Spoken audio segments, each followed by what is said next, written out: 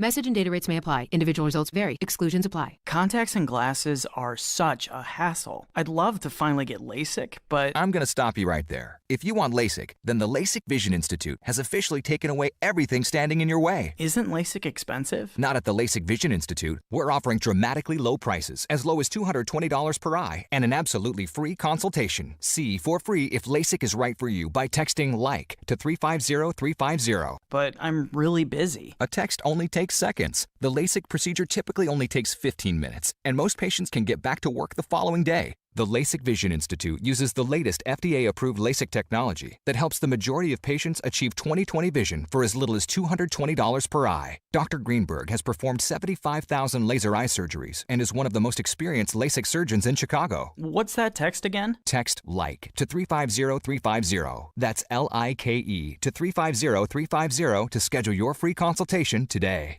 Listen to AM 560, The Answer, online at 560theanswer.com, on the AM 560 mobile app, on your Alexa-powered smart speaker, on TuneIn, iHeart, and radio.com. 8:35, Team Hochberg Traffic Center time, and Jim Telemonti. Northbound Lakeshore Drive traffic is heavy from the Stevenson Expressway to Monroe. Then it is jammed from Illinois Street to before the Oak Street curve where there's a crash. Your southbound delays are from Foster to Chicago Avenue.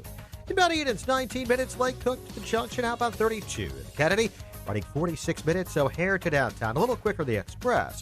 Inbound Eisenhower, 58 minutes, 390 to downtown, 44 from Wolf. The Stevenson is a 57-minute drive, 355 to Lakeshore Drive. The Ryan, 35 minutes, 95th to downtown. I-57, 30 minutes, I-80 to the Merritt Bishop, 428. A delay on the eastbound Reagan Tollway, 59 to Mill Street. Northbound Veterans Memorial, Fountain to the Reagan Tollway. That's traffic. I'm Jim Telemonti on AM 560, The Answer. Chicago's Morning Answer continues next. Your official Chicagoland weather forecast from the 1-hour heating and air conditioning weather center. Cloudy 33 today, mostly cloudy 25 overnight. More thick cloud cover tomorrow, high of 33. 31 at O'Hare. Next news at 9. Chicago's Morning Answer with Dan and Amy continues next on AM 560, The Answer. This hourly segment is brought to you by The Mortgage Update with Dan Frio. Every Saturday morning at 7 on AM 560, The Answer. When you've got questions, he always has an answer. It's Sean Hannity, this afternoon at 2 on AM 560, The Answer. Top of the morning, Dan and Amy. Adam Schiff, press conference yesterday talking about witnesses. What about if one of those witnesses was you? Are we really going to require the country to wait until his book comes out to find out information that senators could have used to make the right decision on conviction or acquittal? In terms of the sort of red herrings, well, if the House managers want to call relevant witnesses, we want to call irrelevant ones, because we want to make them pay a price for getting witnesses who are at the heart of this scheme. That's not a game we're interested in playing. And, well, I can tell you what my testimony is. He's guilty, and he should be impeached. And I think the idea is an absurd one, but then this is what you have to fall back on when you know just how damaging John Bolton's testimony is going to be. And I would say the same of Hunter Biden. If they want to a witness for witness, then let them call Mick Mulvaney. Mick Mulvaney has said that he disputes what John Bolton has to say. Let them call Mick Mulvaney. Let them call Secretary Pompeo. Let them call people that are percipient witnesses to this scandal and this corrupt scheme. If they want a witness for witness, but that's not really what they want. They want a distraction, and I don't think the senators want to allow their proceeding to be turned into a circus. Oh, yeah. Yeah. Oh, really? Yeah, they're afraid if they don't follow the Adam Schiff prescription, that's when it becomes a circus. Oh, he is just a delight, really. He really is. I enjoy listening to him so much. And I don't think that the Republicans should allow additional witnesses because remember, witnesses have been called in this case. They were called by the House. And that's part of the record, and that's part of the record that was presented from the perspective of the House managers as well as from the perspective of the White House defense team. So ask your questions over the next couple of days and then call the question. But it is tempting because, of course, we know, whether it's Schiff or Schumer, they don't want this witness exchange. The Republicans should never agree to anything that's 1 for 1. I'm sorry. It's mano y mano. How about 1 for 5? And thank you for your suggestions about who we should call Representative Schiff.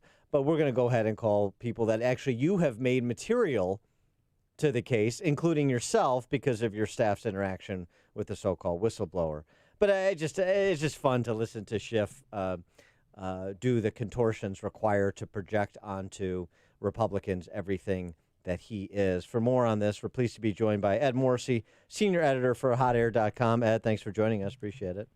Good morning, Dan and Amy. Morning. So, what about that? Just if we could just all abide Schiff's recommendations for which witnesses should be called by who and when, then we could get to the truth of the matter straight away and accede to their demand to remove this president so we could save the republic. Golly, it's a great idea. They should call John Bolton and Mick Mulvaney. Actually, Adam Schiff should have called John Bolton and Mick Mulvaney if he wanted to hear their testimony. That's when he had the opportunity to do it. They didn't want to do it because they didn't want to go to court to litigate executive privilege. And now they want the Senate to do it instead because they didn't want to do it themselves because they wanted to get impeachment done before Christmas. I mean, right. Just on that point, it's okay for them not to want to litigate executive privilege, but it's not okay for the Senate not to want to litigate executive privilege because the same matter would still be at bar if Bolton were subpoenaed to testify. Well, here's the problem. Here's the sophistry behind Schiff's argument. He's saying, well, how can you have a trial without witnesses?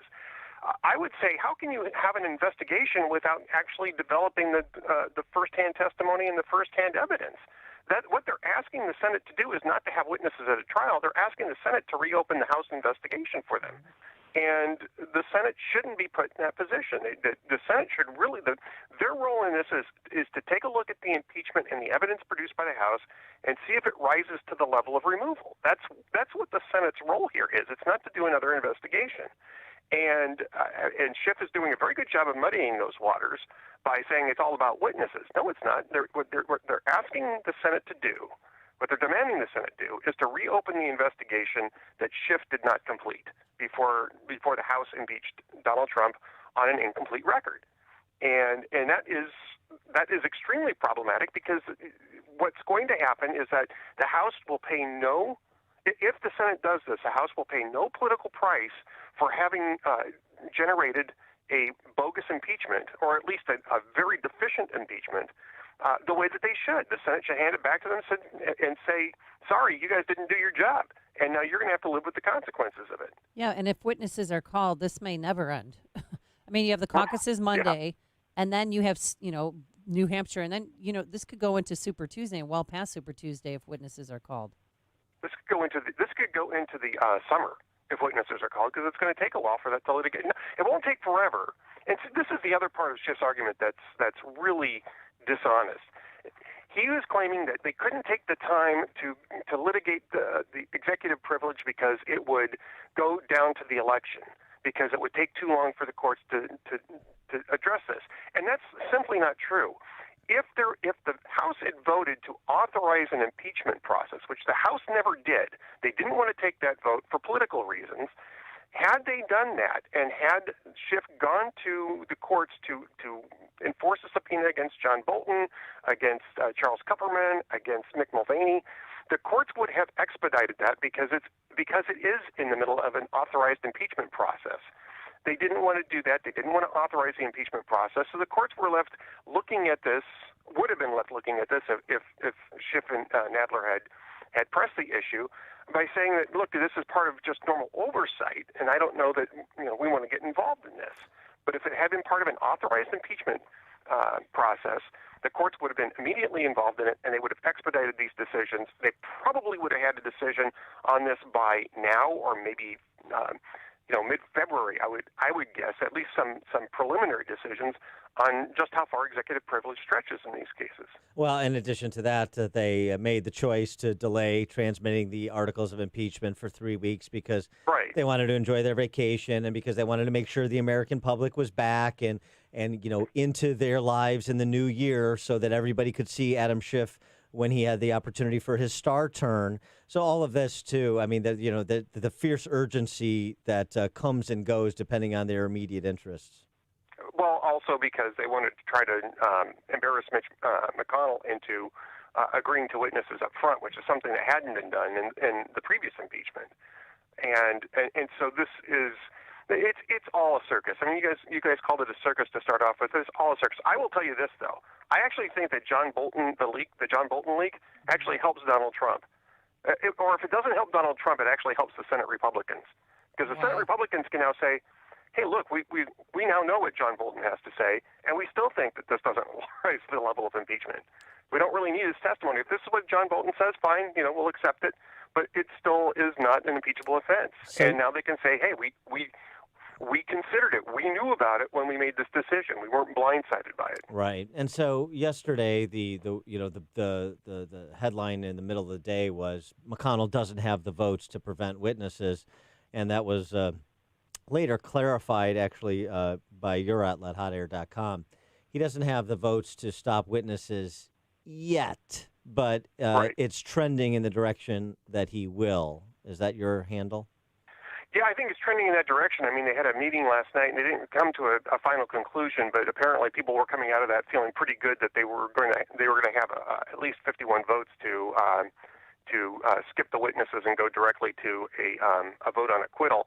I would say that one of the more interesting things about what happened last night was another political article saying that you've got three Democrats who are considering whether or not to acquit Donald Trump on one or both articles, and I don't think that you get that if Senate Republicans are wavering on whether to call witnesses. I think if Joe Manchin, Kristen Sinema, and I forget who the third, Doug Jones, are thinking about voting for acquittal, I think the game's pretty much up. And now thinking ahead to Monday in Iowa, there's interest. Speaking of a piece in Politico. Suggesting that there's a FOBO virus that's paralyzing the Democratic primary.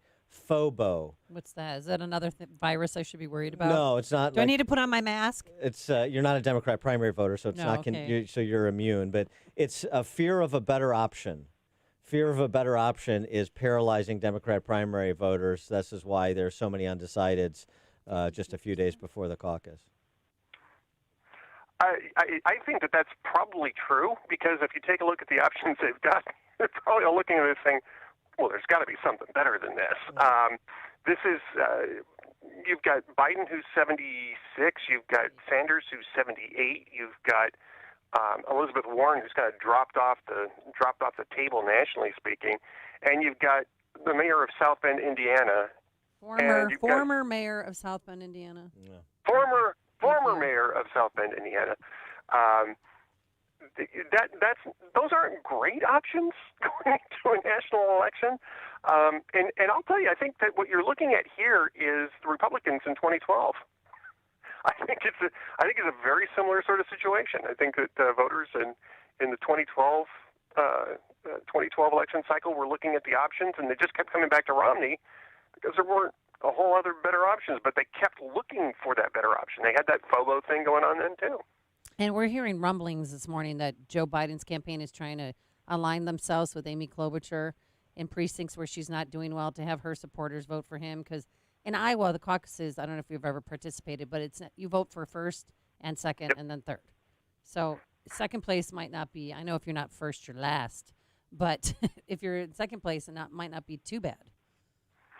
Well, and here's the thing, too. It's so split in Iowa that it's likely that you're going to have 3 or 4 people come out of there with at least some delegates, right? You're not going to get nobody's going to come out of there with an overwhelming win. At least that's the way it looks at the moment. And so if it's a delegate or two difference between 2 or 3 different candidates, it's really kind of a wash. They go into New Hampshire, and that will be sort of, that'll be a small number of delegates. I think the race really starts in South Carolina, and Joe Biden is dominating down there. He is Ed Morrissey, senior editor for HotAir.com. Ed, thanks for joining us as always. Appreciate it. Thanks for having me. And he joined us on our turnkey.pro answer line. You're listening to Chicago's Morning Answer with Dan Proft and Amy Jacobson on AM 560. The Answer. Signature Bank is Chicago's fastest growing independently owned business bank. It's a bank where relationships still matter. Signature Bank knows your name and your story. I'm Dan Proft, and I know this because Signature Bank is my business bank. I'm Amanda Zanger, owner of Black Industrial and Safety Supply in Hammond, Indiana, and a business customer of Signature Bank. Prior to owning my own business, I worked for a major financial institution. So when it came time to finance the acquisition of Black, I approached a big bank, only to receive a solid no. That's when Signature Bank stepped in. With Signature Bank, the process was different. Signature provided creative financing options that enabled me to purchase Black and continue to grow the business.